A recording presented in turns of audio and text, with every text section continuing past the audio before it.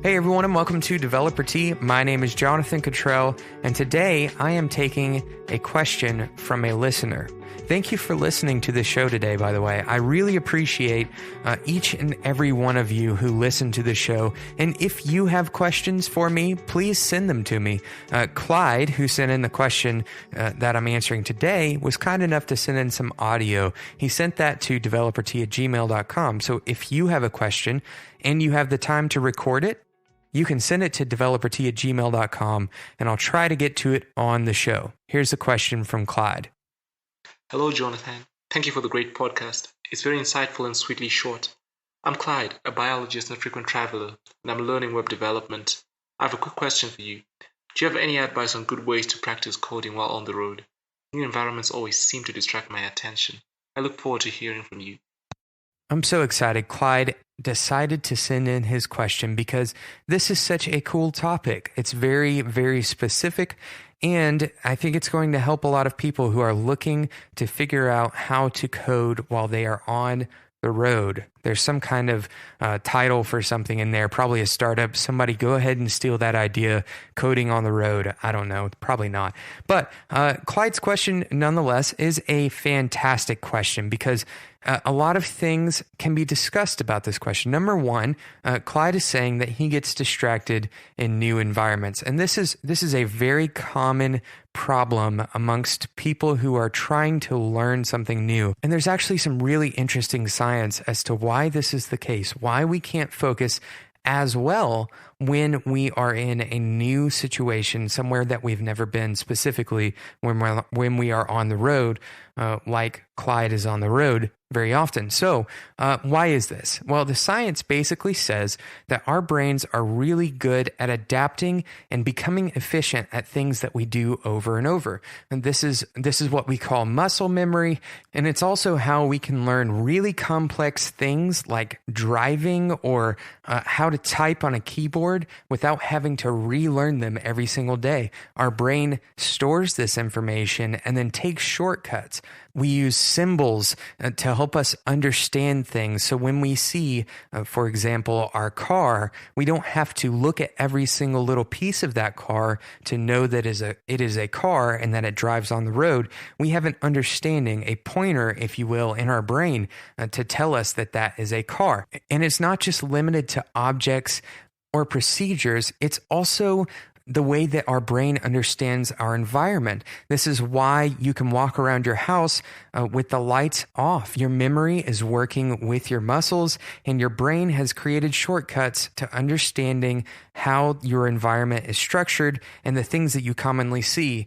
And that's not just in your house, that's also your daily commute to work. Now, I said in a recent episode that if you want to have a better understanding, a better grasp of time, to take a new way home from work, to walk around your neighborhood in a different route than you've ever walked before. And the reason for that is because you're forcing your brain to take in new information. And that process kind of disallows your brain from taking its normal shortcuts. You're forcing yourself to take in new things. Now, if you are trying to focus on coding or learning to code, and you're also in a new situation, well, your brain is on overload because it's taking in all of that new information around it that it hasn't had a chance to create symbols for, that it hasn't had a chance to create those shortcuts and optimize around those things. And so your brain is trying to optimize because it thinks that, okay, well, since we're in a new location, maybe I'm going to be here for a while and I'll need to learn this place so that next time I encounter it, I know how to perceive it quickly, how to have those shortcuts in place so that I can focus on more important things. And so if you're in a brand new location, it's going to be a little bit more difficult for you to focus. And as we know, focus is incredibly important to the learning process. So how do you focus in a brand new place? How do you focus when you are trying to work in a situation that is fundamentally new to your brain? I'm going to take a quick sponsor break, and then I'll give you a few tips on how to focus when you're in a fundamentally new place. You've probably heard of QuickBooks, and you might even use QuickBooks every day in your small business. But did you know that QuickBooks has an API? Intuit has built the API with developers in mind, using standards like OpenID, OAuth, and REST API calls. And with millions of businesses already using QuickBooks, you've got a customer base that's ready to use your app.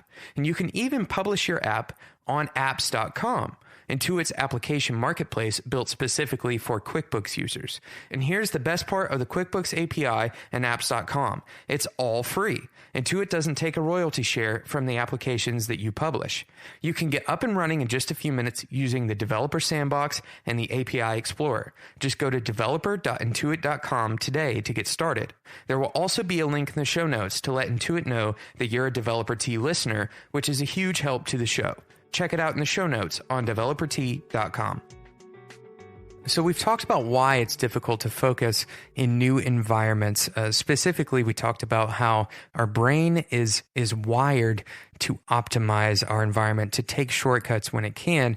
But when we put ourselves in new environments, it has to re-optimize for that new environment. It has to take that new information in. And so it can be a little bit difficult for us to work in those new environments. So I've got a few tips for you if you are commonly on the road and you're trying to learn how to program while you are on the road. And this goes for people not only who are just trying to learn how to program, but anybody who's trying to focus on coding while you're on the road. And in fact, it's anybody who's trying to code in a new environment, anybody who's trying to focus on coding in a new environment. Here are a few tips for you. A couple of these tips are focused on the simple concept that you should develop a consistent routine even while you are traveling. Now, why should you have a routine? Well, as we were just discussing, your brain is wired for that efficiency. So if you give it something that is already optimized, if you lower the barrier to entry by giving your brain something that you have continued to do on a daily basis, then it doesn't have to think so hard about, for example, when you should sit down to code, and you eliminate the need for your brain to try to determine which one it should do, have fun on your trip, or be distracted, or code. When you have a routine, your brain gets the signal that now is the time to do whatever it is that is in your routine for the day. So if you start coding every day at 9 o'clock, when 9 o'clock rolls around, the optimization part of your brain prepares itself for coding. And this is just the way our brains work. Now, granted, I am not the biologist here, Clyde. Run this through your understanding of biology, because I'm certain that that you will have some enlightening information. I'd love for you to share it with me. But I know that our brains thrive when we are trying to learn something on a routine, on a consistent schedule.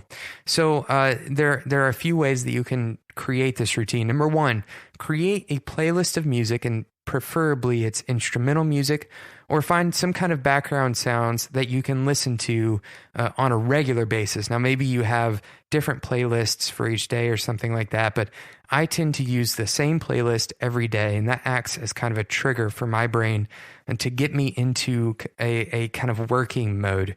Number two, develop a few rituals that get you into the working mindset. Now, this is even more valuable if these rituals also encourage positive and healthy habits. And this is just another part of a routine. You can do a lot of these things no matter where you are. For example, a lot of people wake up and exercise early in the morning. Some people will get up and do, yoga or meditation in the morning. Of course, there's the popular coffee and breakfast routine in the morning. I prefer coffee in the morning. I do drink tea throughout the day. And those triggers kind of help my mind stay in the mindset of my work. I have these rituals that I perform while I am working. And so if I'm performing these rituals, then it helps my mind realize, hey, now is the time to be coding. So, and that is the third point.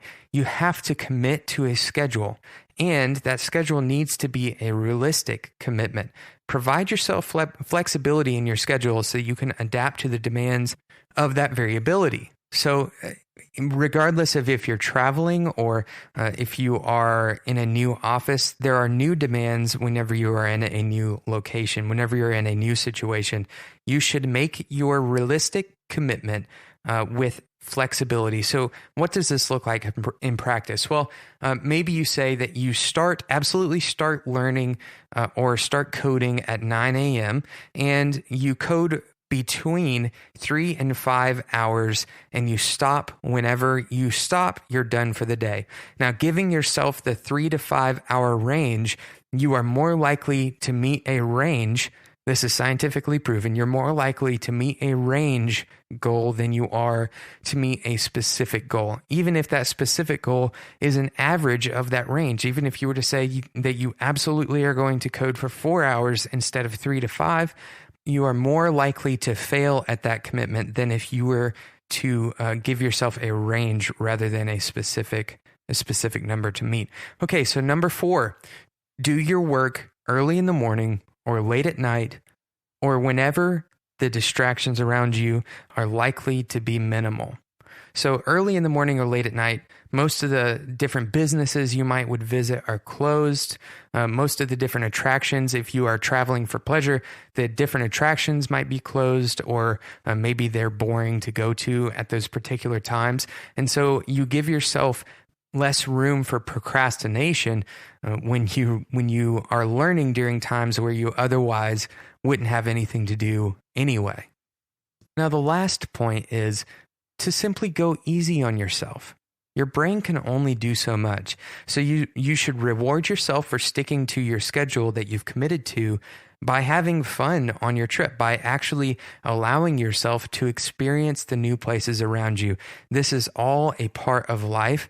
And if you're trying to enjoy your trip, if you're trying to enjoy new experiences in your life, which I believe is a very important part of our lives, you should go easy on yourself. Allow yourself to be distracted every once in a while.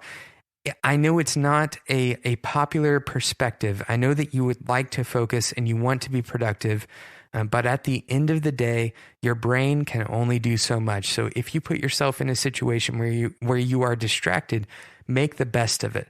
Make the best of it by sticking to a schedule and doing what you can and rewarding yourself for doing what you can. But don't be too hard on yourself. Don't be so disappointed whenever you fail to focus perfectly for a given day. Wake up tomorrow, start again at the beginning of your routine, get that music going in your ears or whatever it is that you have to do and to get yourself in the right mindset, and try again every day. Stick to the schedule. Stick to the routines, develop those rituals for your life, and allow your brain to experience these new things. Thank you so much for listening to Developer T. Clyde, I hope that this has been enlightening. I hope that you've enjoyed this answer to your question. Thank you for sending in the question. And if you, other listeners, are interested in sending a question to me, you can reach me at developert@gmail.com, or you can find me on Twitter at developert. Show notes for this episode and all other episodes of Developer T can be found at developert.com. Thank you so much for listening to Developer T, and until next time, enjoy your tea.